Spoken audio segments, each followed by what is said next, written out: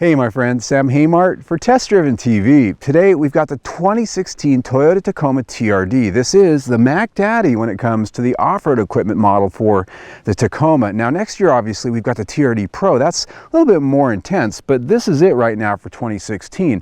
And in testing it today, I want to answer some comments that we've gotten over the years on some of our other off-road tests where, well, we hear, come on, Sam, do some real off-road tests, some real off-roading. And I get it, you know. The thing is when we test these vehicles, we have to give them back unscathed. So we can't get too nuts with them, but I do want to, well, do a little bit more. So today I've got something very special. We're actually going to put this thing through some pretty moderate to advanced off-roading and show you what it can really do, at least when it comes to nuts and bolts. So that's what's coming up.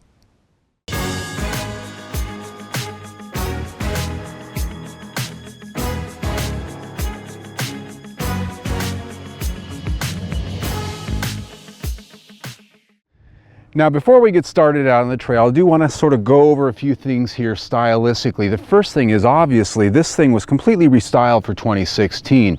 Everything in the way of sheet metal basically from the windows down has been redesigned. All new sheet metal, new face, new tail, everything's new.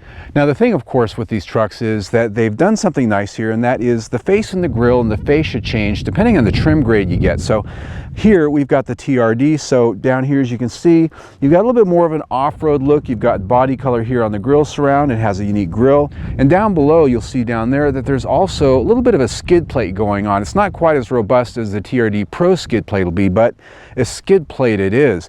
And moving around here, there are some more premium features now. You've got fog lights, you've got the nice projector beam headlights with the LED light ups. That's kind of all the rage right now. Nice thing to have. Now of course on the TRD we have the off-road look wheels. I like these. They have sort of a almost aftermarket look, and of course they're not the largest wheel. They're a little bit smaller to give you a little bit more sidewall there for better off-roading. Now one thing that's missing though in my opinion, the hood scoop. The TRD Sport, one level down from this, it has the hood scoop. When the TRD Pro comes out later, it'll have the hood scoop. I would think I'd want that. It's just a funny omission. It's something that I don't know, I just want to have it. Now moving around the truck, of course, you're going to notice the fact that basically, as I said, everything from here up, almost identical to the last truck. They did raise the profile, some of the shoulder lines a little bit. This cargo box here is actually an inch taller than it was in last year's model. One thing I do need to bitch about, and it's really not about styling, but it's the fact that there is something you can see here if you look through this wheel, and that is the fact that this truck still has drum brakes on the back. Now, look, if you're a brand loyalist, I'm sure you don't want to hear this, that Toyota would dare put something inferior on their trucks, but let's face it, anyone who's intellectually honest will tell you that disc brakes are absolutely superior to drum brakes in every single way, except for one, and that is cost. They're cheaper, and that's the only reason Toyota puts them on this truck. If they were better than disc brakes, the Tundra would have them, all the competition would have them. Now that I got my bitching out of the way about those brakes, there's still some cool stuff to talk about back here. The first thing is we have a backup camera. It's integrated right here into the tailgate. This tailgate has the soft open. That's great. I love that. Gone are the days of these things slamming down and making a big racket. Now this is removable. You can take these off, and that's a good thing. Now one thing I do want to point out, the GM trucks have the steps that are integrated in the corner of the bumper. Well, we don't have that here, so that means if you want to use a step to get up into this bed, this has to be closed to be able to do that. If you're open, you sort of have to do it the old-fashioned way, which is sort of man up, you know what I'm saying? Now once up here, this is a composite bed, which is plastic. Not a bad thing. It's well put together, well constructed. It has that spray-on midliner kind of a texture in here, so it's very grippy. And there's a lot of features back here too. This has the full cleat system, has a lot of hooks, and of course there's power outlets back here too. Now what we're going to do right now is actually some pretty moderate to advanced off-roading here. This is what I call my Butcher Hill. This is the Butcher Jones recreation area here just outside of Phoenix, Arizona. This has some of the more moderate and advanced trails that I can get my hands on pretty easily to do our tests out here. So in this particular case, I'm going to put it in 4-low. Now in this vehicle, I've got to put it in neutral, and then you roll it over here to 4-low with the knob. Here we go. We're in 4-low, and we're just crawling up this hill nice and easy.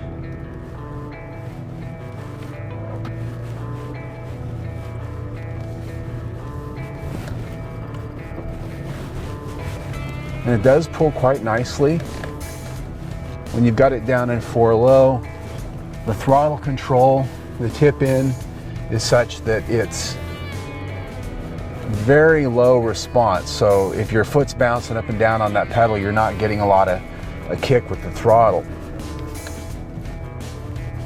This is a nice trail though, I like it. It can be challenging. It's not something for the first time off-roader because you've got a lot of maneuvering to do to make sure that you're not going to hurt your tires or scrape something. You've got to really pick a good line through here.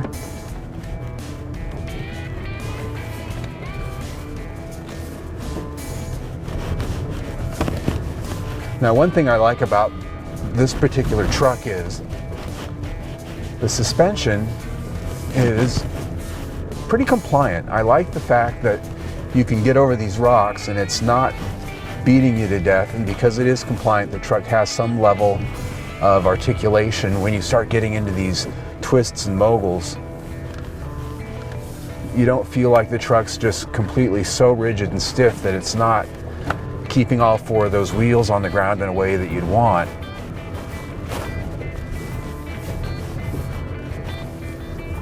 This is a pretty steep hill here. Now, if it were wet, this might be an opportunity to dial in the multi-terrain select and use some of the traction toys that this has.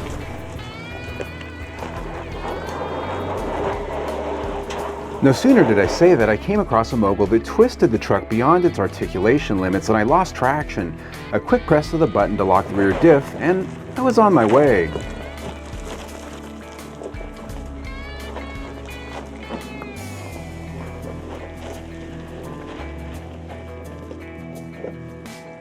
Now, one thing I want to point out here, what you just saw happen there when I was going up the hill, I needed to enact the locking differential, and that's just one of the options, because when you're in 4 low, the first thing that happens is this thing disables all the traction control, it disables the stability control, your bear, your mechanical, your manual, and I love that. So that's kind of, I'm old school, that's the way I like to do it, but that's not the only way to do it here. This also has the multi-terrain system up here, and you can control it with this knob, and what that lets you do is summon all of the computer's help. Even though you just disabled that by putting it in 4 low, you can enable this thing to actually look at the traction on every single wheel, and using the brake system, it can actually direct power to individual wheels. It can stop the spinning at individual wheels, and that really comes in handy when you have really loose soil, loose rocks, loose sand, loose mud, ice, snow. If the place we just went up here was, say, looser, there were looser rocks, that actually might have been a good idea. It's a nice thing to have no matter what your skill level is, because even if you're Robbie Gordon, if you're hitting the brakes, you're controlling all 4 wheels, period. This, if you use this system for either going up or down hills, when you need to have something a little bit more advanced, the computer is far better than any human being can be by allowing each and every wheel to be controlled individually. So that's something I wanted to point out. The second thing is this also has crawl control, which was another option. I could have set this thing up to just simply crawl up that hill at a certain given speed, and it would have done everything automatically for me, as well as go down a hill like that. Now, I'm not demonstrating that in this video here today, but if you want to see that, click on the link down below for the crawl control video that I did a few months ago. A very, very good explanation and a demonstration on how that works. Now, this is just a little bit more moderate trail riding here. This is something that probably rises to what the 99% would get to. And this is still something you wouldn't want to do in a car or even maybe a crossover so much, because it's pretty rough. It's going to beat your vehicle down if it's not really made for this. And so this really goes to the maneuverability that a vehicle like this has, and it goes to the ride again. And we've already established, I really think that the ride here is really well dialed in out here off-road. But this is nice because if you've got a truck, you know, full-size trucks are great. I like full-size trucks, but what I really like about this mid-size class is just how much easier it is out here on a tight trail, especially if you've got trees and bushes and things like that that are creeping in on you. Boy, you know, mid-size truck's just really nice out here because it's just so much easier to push around and get into tight spaces, which is one of the reasons why Jeep Wranglers are so nice. the FJ was so nice because it's a little bit more compact than a big full-size truck. This is the part of the off-road test where I take it out on the desert washboard road at a little bit more speed than we do when we're off-roading. And the reason I like to do this is because even though this isn't really harsh trail, rock crawling, it's a really good way to see how well put together this truck is, how well the chassis is tuned. Well, bottom line, whether this thing feels like a pile or not. And typically, trucks, and off-road trucks especially, tend to be pretty harsh, tend to not always feel totally solid. So what I'm finding out here is that the chassis, totally dialed in. The ride isn't that bad. It's actually somewhat on the compliant side, which I like.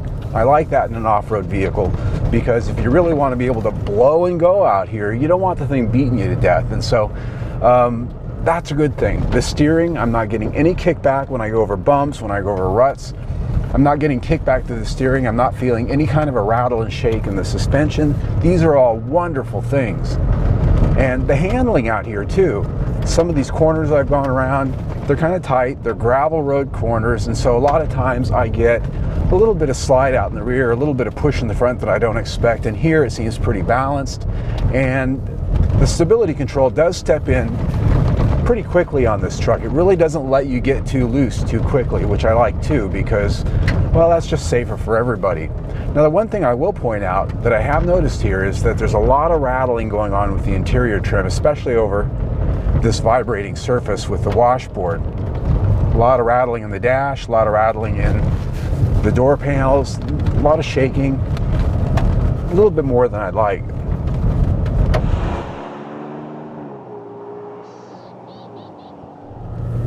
So we've done the extreme off-roading, well, almost extreme. We've done the trail riding and we've done the desert washboard road. Now, we need to talk a little bit about what this truck's like to drive on the pavement, where honestly, 99% of most people are going to be driving this truck all the time. Very few people actually truly spend most of their time off-road, unless they live out in the middle of nowhere, which this is an awesome vehicle if you did. And the reason I say that is because the TRD here, this suspension, this truck is really dialed in to be good off-road. And I think we've shown that it is that. I agree that this is probably one of the best trucks in its class for off-roading. But now that we're on the highway, you know, you can really tell that this thing, when it rolls into the corners, when it dives when you hit the brakes, and when it really sort of gets buffeted around by the crosswinds, this is a truck that you pay a price a little bit out here on the highway at freeway speeds for having that off-road capability. It's very rare that you can have the best of both worlds when it comes to a truck like this. So that's worth pointing out, that the on-road manners and overall handling is maybe not quite as sharp as you'd have in the TRD Sport or the other Tacoma models. So think about that if you're going to buy one of these things. Drive them both. Be honest with yourself about where you're really going to be spending time in this truck, because if you're going to have payments or if you're going to be living with it for a while, you want to be happy with it. The TRD suspension with its Bilstein shocks and unique tune is indeed top of class for off-roading. Unfortunately, it comes at the cost of on-road sharpness, and the brakes, well, we talked about that already. The chassis earns 4 or 5 stars. What's under the hood here is a 3.5 liter V6 engine. It has 278 horsepower and 265 pound-feet of torque. Now, one thing, we've done reviews on this truck before and we've read the comments, and one thing we hear a lot from people is, oh, they just put a Camry motor in this truck. Well, nothing could be further from the truth. The fact of the matter is this engine is quite different than the one you're going to find in the Camry, and it's actually quite different than the one you're going to find in Lexus, which it does share some things with. And the first thing is this has both port and direct fuel injection, and so it has 2 different ways to send fuel to those cylinders. It can use either or both together for extra power. The second thing this engine has is a very wide variable valve timing structure, and so what that allows it to do, it can run in the Atkinson cycle just like a Prius engine to save fuel, and it can run in the auto cycle to have maximum power, and it can switch back and forth between the two depending on the needs. So there's a lot of things about this engine. In addition to the hardware, it has different heads, it has a different intake, it has a different oiling and cooling system, all to make it much better for truck duty.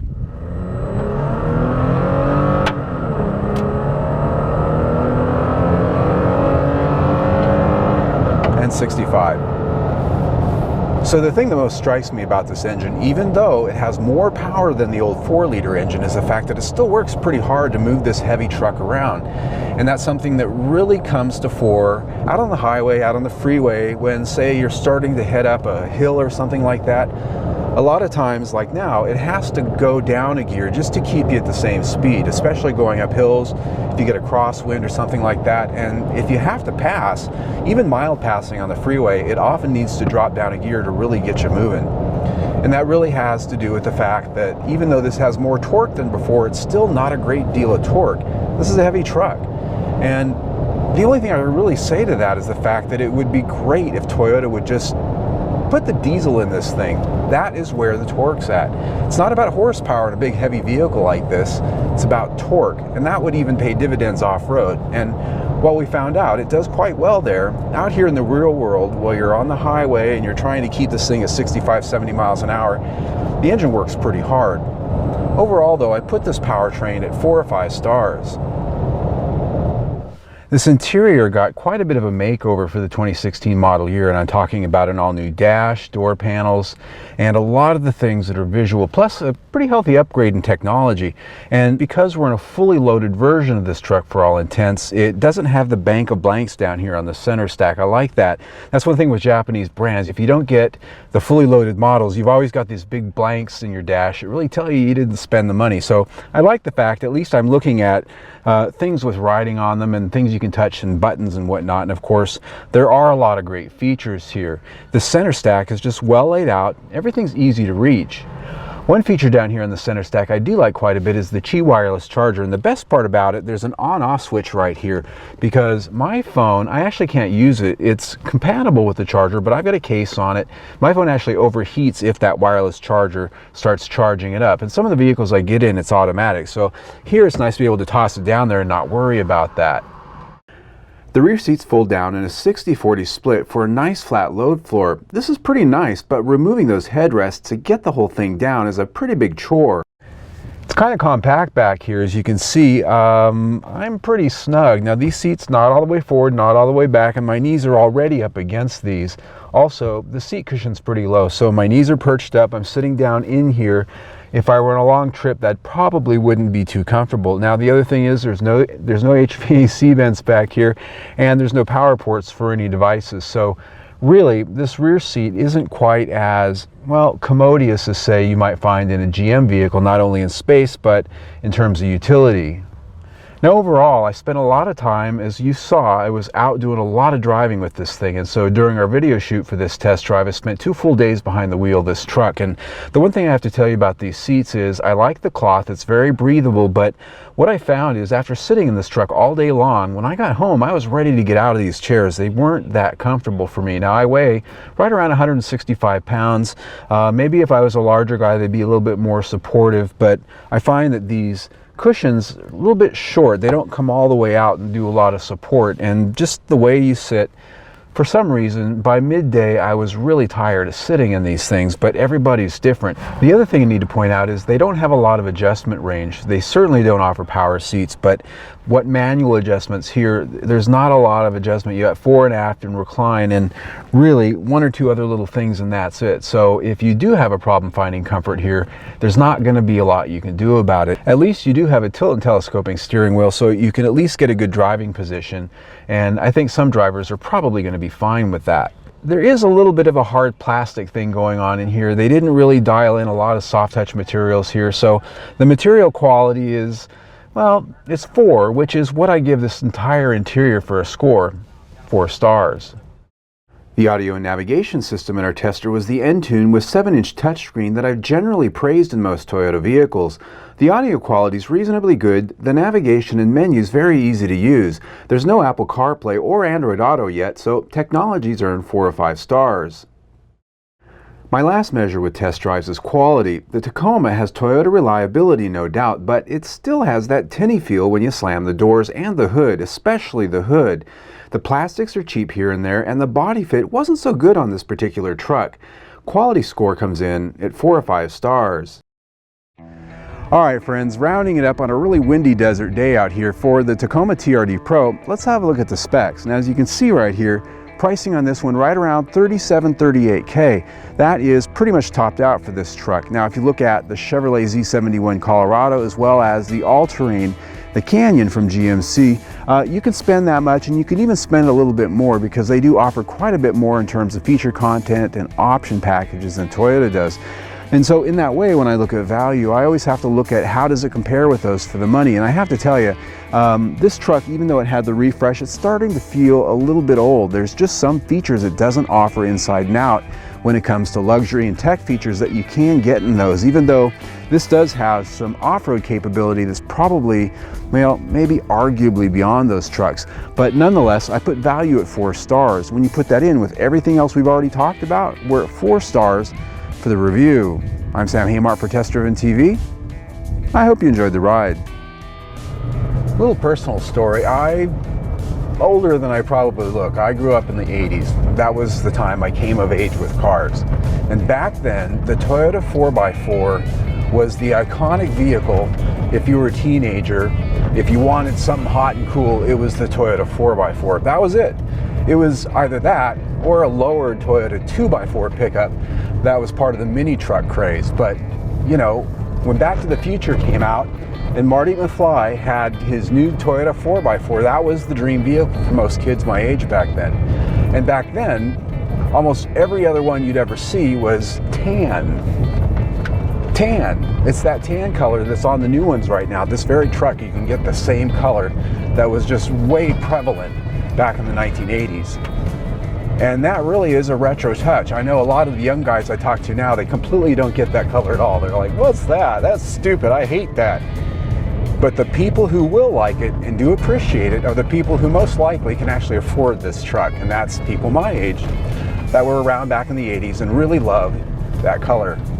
Anyway, now this orange, on the other hand, wasn't around back then, but I really like this. If I were buying this truck, this is actually the color I'd probably go for, or the tan.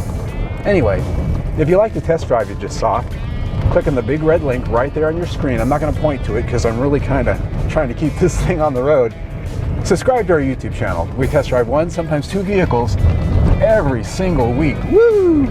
And well, we have a video just like this almost every day. There's always something new. So stay tuned.